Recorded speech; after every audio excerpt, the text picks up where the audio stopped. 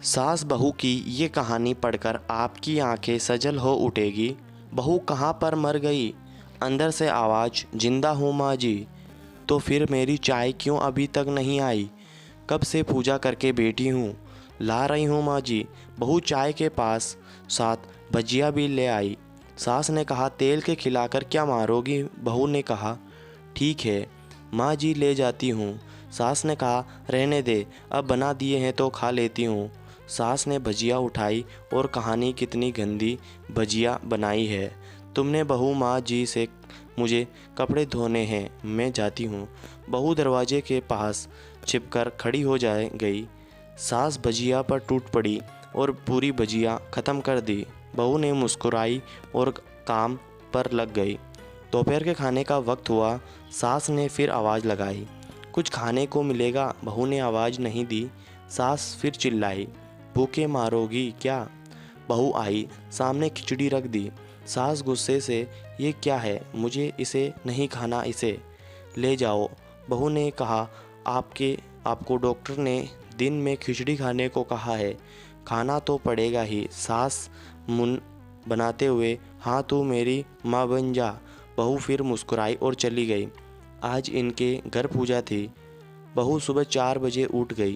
पहले स्नान किया, फिर फूल लाई, माला बनाई, रसोई साफ की, पकवान और भोज बनाया।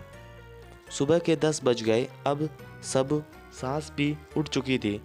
बहू अब पंडित के साथ भगवान के वस्त्र तैयार कर रही थी। आज ऑफिस की छुट्टी भी थी। भाई उनके पति भी घर पर थे। पूजा शुरू हुई। सास चिल्लाती हुई, बहू ये नहीं है, वो नहीं है। बहू दौड़ी दौड़ी आती है और सब करती है। अब दोपहर के 3 बज गए थे। आरती की तैयारी चल रही थी। पंडित जी ने सबको आरती की थाली के लिए बुलाया और सबको हाथों में थाली दी। जैसे ही बहू ने थाली पकड़ी, थाली हाथ से गिर पड़ी। शायद भोज बनाते हुए बहू के हाथों में तेल लगा था, जिसे वो पोंछना भूल गई थी।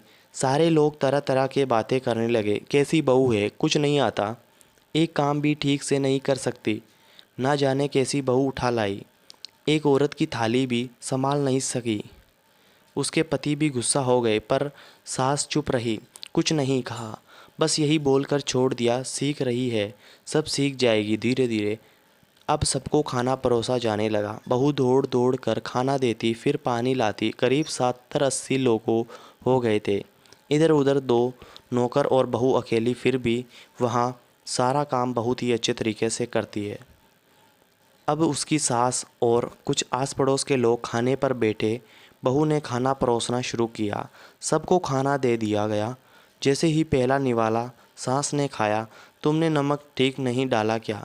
एक काम ठीक से नहीं करती, पता नहीं मेरे बाद कैसे ये घर संभालेगी। आस पड़ोस वालों को तो जानते ही हो ना साहब, वो बस कहना ढूंढते हैं नुक्सा निकलने का। फिर भी वो शुरू हो गए, ऐसा खाना है, ऐसी बहू है, ये वो वगैरह वगैरह। दिन का खाना हो चुका था। अब वह बहू बर्तन साफ करने नौकरों के साथ लग गई। रात में जागरता का कार्यक्रम रखा गया था। बहू ने भी एक गीत गाने के लिए स्टेज पर चढ़ी। सास जोर से चिल्लाई, मेरी नाक मत कटा देना, गाना नहीं आता तो मत गा, वापस आ जा।